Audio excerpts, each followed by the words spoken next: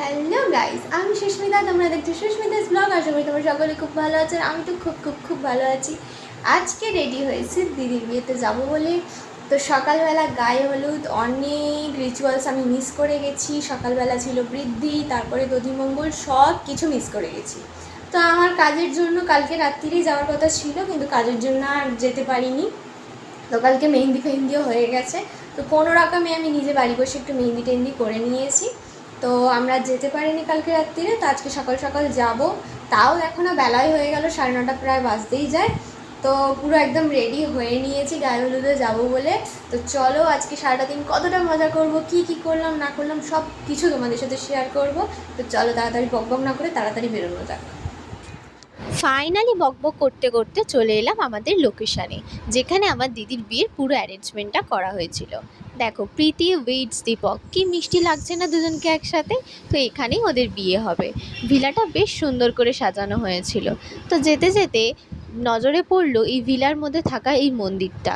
কি সুন্দর এই মহাদেবের মন্দিরটা। মহাদেবকে একটু প্রণাম করে আর ওদের জন্য একটু আশীর্বাদ চেয়ে চলে গেলাম উপরের দিকে। তারপরে আর কি অপেক্ষা করছি কখন আমাদের কনে আসবে। অপেক্ষা করতে করতে চলে এলো আমাদের কনে। কি মিষ্টি লাগছে না ওকে। তারপরে ওকে নিয়ে আমি আর পারো চলে গেলাম বাইরে ফটোশ্যুটের জন্য। এই যে ক্যামেরাম্যান দাদা, তো ওর ফটোশ্যুট করছিল। তারপরে দেখতে দেখতে ভাইয়াও চলে এসছে এখানে ফটোশ্যুটের জন্য। অ্যাকচুয়ালি একটা ভিলার মধ্যেই ওদের দুজনের একসাথে সমস্ত নিয়মকানুনের অ্যারেঞ্জমেন্ট করা হয়েছিল। মানে কনে আর বর একই জায়গায় সমস্ত নিয়ম পালন করছিল। তো এই যে ভাইয়ার বৃদ্ধি শেষের পরে প্রীতিদির বৃদ্ধি হচ্ছে। তো বেশ ভালোই লাগছে দেখতে। তারপরে ফাইনালি চলে এসছে সেই মোমেন্ট, ভাইয়ার গায়ে হলুদ হচ্ছে আর ওই দিকে আমার দিদিকে দেখো কি সুন্দর নাচানাচি করছে।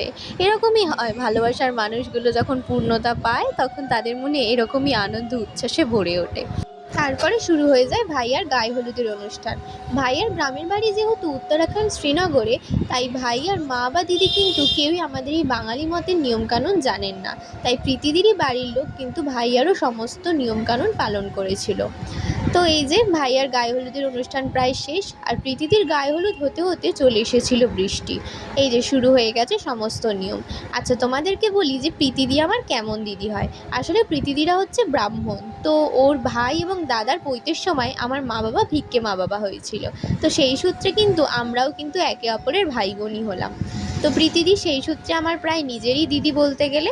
তো এই দেখো, কথা বলতে বলতে ওর গায়ে হলুদের অনুষ্ঠানও কিন্তু প্রায় শেষের পথে। তারপরে চলে এলাম আমরা খাওয়া দাওয়া করতে। এই যে পারো আর কাকিমা খাচ্ছে, আমি একটু ওদের সাথে মজা করছিলাম। আসলে খেতে দিচ্ছিল আমার দাদা, আর আমাকে ঠিক করে খাবার দাবারই দেয়নি। ওই জন্য আমি বসে বসে অপেক্ষা করছিলাম। তারপরে এই দেখো এক্ষুনি আসবে, এই যে চলে এসছে।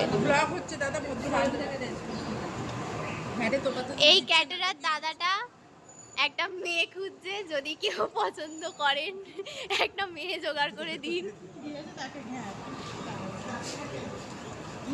মেয়ে খুঁজে দিতে পারিনি বলে এইরকম আমাকে দিয়ে গেছে পুরো পাত ভর্তি করে। দুপুরবেলার খাওয়া দাওয়া শেষ করে একটু ভাত ঘুম দিয়ে নিয়ে তাড়াতাড়ি রেডি সেডি হয়ে চলে আসি আমরা বিয়ের মণ্ডপে। তারপর এই যে প্রীতিদিকে আনা হচ্ছিল। আমাদের বিয়ের কোণে কিন্তু একদম সুপার এক্সাইটেড। এক্সাইটেড হবেই না বা কেন, এতদিনের ভালোবাসা ওদের, সেই সম্পর্কটা আজকে একটা পূর্ণতা পেতে চলেছে। তো আনন্দ করবে না।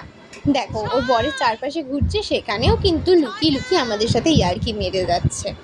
তো দুজনকে দেখে এত বেশি ভালো লাগছিল আমাদের, কি যে বলবো। তোমরা সবাই কিন্তু ওদেরকে দুহাত ভরে আশীর্বাদ করো, ওদের জন্য শুভকামনা রেখো। এই যে শুভ দৃষ্টির পর ওদের রিয়াকশানটা দেখো। তারপর শুরু হলো ওদের মালা বদল।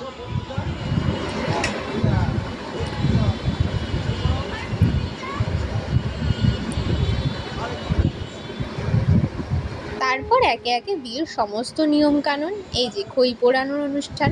আসলে আমি সমস্ত নিয়মের নাম জানি না। আর ফাইনালি সেই মুহূর্ত গাইস, কি বলবো, এই মুহূর্তে তো আমাদেরও গায়ের লোম খাড়া দিয়ে উঠেছিল। তারপরে ফাইনালি সিঁদুরদান সম্পূর্ণ।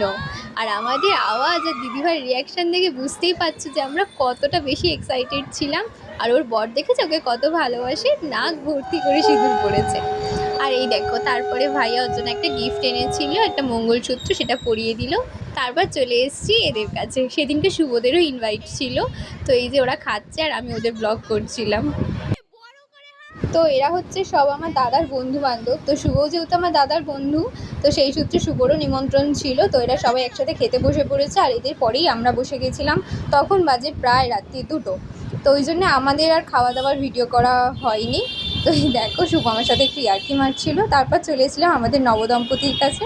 তো বেচাদের অবস্থা দেখো কতটা ক্লান্ত দুজনে। তো বললাম যে তোরা খাওয়া দাওয়া কর আর আমরা বাড়ির দিকে রওনা দিই। তো যাই হোক, তোমরা নবদম্পতিকে অবশ্যই আশীর্বাদ করো, আর ওদের জন্য অনেক শুভকামনা আমার তরফ থেকে রইল। তো চলো, ভিডিওটা এই পর্যন্তই। ভালো লাগলে অবশ্যই একটা লাইক কমেন্ট করে দিও। দেখা হবে নেক্সট কোনো ব্লগে। তো চলো, টাটা।